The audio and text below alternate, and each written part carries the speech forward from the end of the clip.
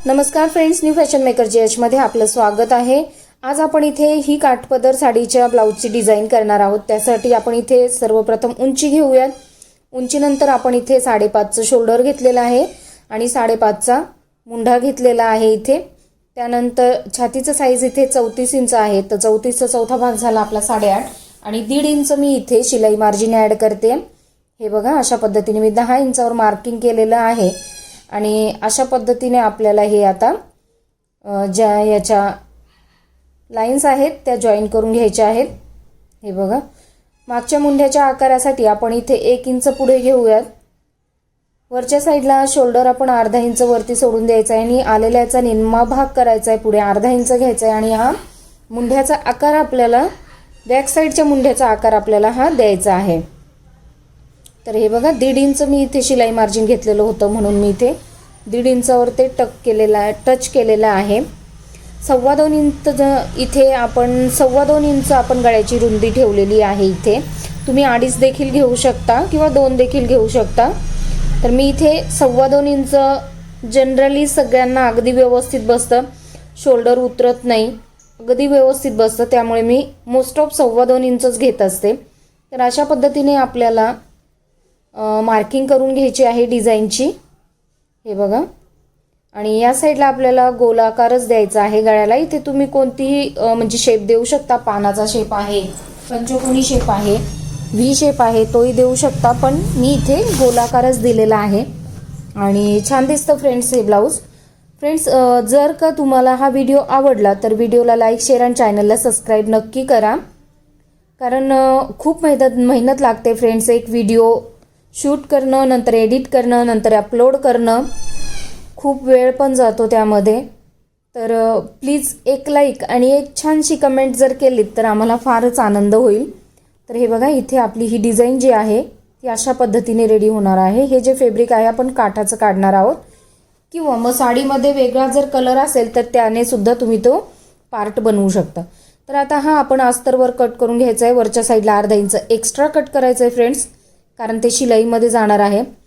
तर फ्रंटचा पार्ट आता आपण इथे काढून घेऊयात। तर हे बघा, इथे 5.5च आपलं जे पाटणीला आपण जे काढलेलं होतं, बॅक साईडचा जो पार्ट काढलेला होता सेम तसंच काढायचं आहे। आता 3.5 इंचावर आपल्याला हा टक्स पॉईंट घ्यायचा आहे, खाली 2.5 इंचावर मार्क करायची आहे। 2 इंच आपण एक्स्ट्रा घेणार आहोत टक्ससाठी, 1 इंच वरच्या साईडला आपण घेणार आहोत एक्स्ट्रा आणि अशा पद्धतीने याला आखून घ्यायचं आहे आणि कट करून घ्यायचं आहे। तर बाहीचा सुद्धा फ्रेंड्स पॅटर्न जसं तुम्ही रेग्युलर काढता त्या पद्धतीनेच तुम्हाला काढायचं आहे। बाहीचे आपले 4-5 व्हिडिओज अपलोड आहेत चॅनलवर की कशी काढायची परफेक्ट स्लीव्ज, तर तुम्ही तिथे जाऊन बघू शकता। तर हा जो एक पार्ट आहे आपला, जो डिझाईन आपली मेन आहे, तो एक पार्ट आपण आता इथे काढून घेऊयात आणि आपलं जे कटिंग आहे ते झालेलं आहे। आता आपल्याला काय करायचं आहे फ्रेंड्स, हा जो काठ आहे आपण जो ठेवला होता मेन याच्यासाठी डिझाईनसाठी, तर फ्रेंड्स तुम्ही इथं साडीचा वेगळ्या कलरचा जर फॅब्रिक असला तर तो सुद्धा यूज करू शकता। आता इथे माझ्याकडे नव्हतं कस्टमरने दिलेलं, सो मी इथे काठच यूज केला आहे आणि छान दिसेल काठसुद्धा, किंवा मग तुम्ही कॉन्ट्रास्टमध्ये फॅब्रिक घेतलं तरी सुद्धा खूप छान दिसेल। तर अशा पद्धतीने आपल्याला हे काठ जे आहेत ते उलट सुलट बघून असे व्यवस्थितच जॉईन करून घ्यायचे आहेत आणि त्यानंतर इथे तुम्ही बघू शकता हे जॉईन झालेले आहेत। आता आपण याला व्यवस्थित असं कट करून घेऊया। तर हे बघा, असं व्यवस्थित असं ठेवून आपल्याला कट करून घ्यायचं आहे।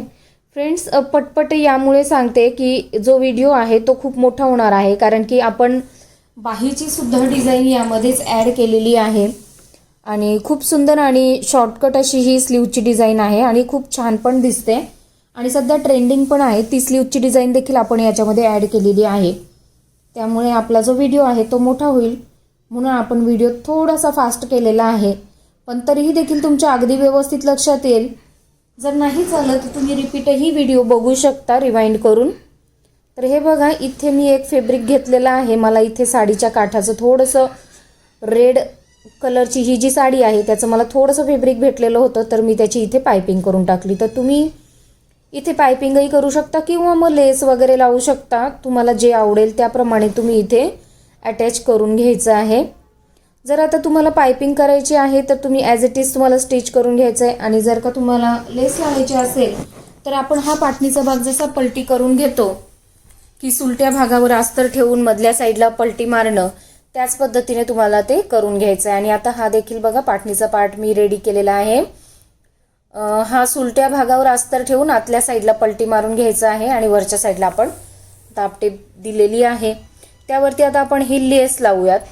तर लेस फ्रेंड्स जर तुमच्याकडे ब्रॉड असेल तर तुम्ही 1 लेयर किंवा 2 लेयर लावलेत तरी चालतील, पण माझ्याकडे इथे ही जी लेस आहे ती रुंदीला खूप कमी असल्यामुळे मी इथे 3 स्टेपमध्ये ती लावलेली आहे. तर हे बघा आपल्याला अशा पद्धतीने वरच्या साईडला हे जे आपण डिझाईनचं फॅब्रिक बनवलेलं आहे ते ठेवायचं आहे आणि त्याला स्टिच करून घ्यायचं आहे. तर दोन्हीही साईडला सेम स्टिचिंग मार्जिन त्याचं सोडायचं आहे. जर का तुम्ही अर्धा इंचावर स्टिच जर केलेलं असेल तर दुसऱ्या साईडला सुद्धा आपल्याला अर्धाच इंचावर स्टिच करायचं आहे. ते अगदी व्यवस्थित मोजून तुम्ही केलं तरी चालेल. आता इथे मला सवय झाली त्याच्यामुळे मी अगदी न मोजता सुद्धा केलेलं आहे. तसं तुम्ही मोजून करा म्हणजे तुमची उंची जी आहे ब्लाऊजची ती कमी जास्त होणार नाही. तर आता मी इथे वरती एक लेस सुद्धा लावून घेते आणि नॉड पण अटॅच करून घेते, म्हणजे जी नॉड आहे ती अगदी पक्की अटॅच होईल त्याला. तर आता आपण स्लीवची डिझाईन बघूया. तर वरच्या साईडनी 2.5 इंच अशा पद्धतीने घेऊन 1-1 इंचावर अशा पद्धतीने मार्किंग करून घ्यायची आहे. तर इथे असा आकार येणार आहे याचा. 2 इंच त्याचा मध्य करून घेतलेला आहे, 1 इंच आणि पुढच्या साईडला 1 इंच घेऊन असा हा समोसा आकार कट करून घ्यायचा आहे आपल्याला. तर इथे तुम्ही बघू शकता किती छान अशी डिझाईन रेडी होते. आता कॅनव्हसचे असे पट्ट्या काढून घ्यायच्यात आपल्याला. आता मेन फॅब्रिकवर सुलट्या भागावर अस्तर ठेवायचं आहे आणि त्यावरती आपल्याला हे कॅनव्हस ठेवायचं आहे. आणि आता आपण याला वरतून स्टिच करून घेणार आहोत. तर फ्रेंड्स महत्त्वाचं असतं असं हे जोडणं की सुलट्या भागावर अस्तर ठेवायचं आहे आणि त्यावरती आपल्याला कॅनव्हस ठेवायचा आहे आणि मग त्यावरती टीप मारून घ्यायची आहे. आणि आता ही टीप मारल्यानंतर आपल्याला जे फॅब्रिक आहे ते अशा पद्धतीने कट करून घ्यायचं आहे आणि नॉर्मल कट करायचं आहे, म्हणजे जी डिझाईन आहे आपली ती परफेक्ट होईल. तर हे बघा अस्तर आतल्या साईडला अशा पद्धतीने पलटी मारून घ्यायचं आहे. आणि हे बघा किती सुंदर वाटते. आताच ही अजून तर पूर्ण पण नाही झालेली.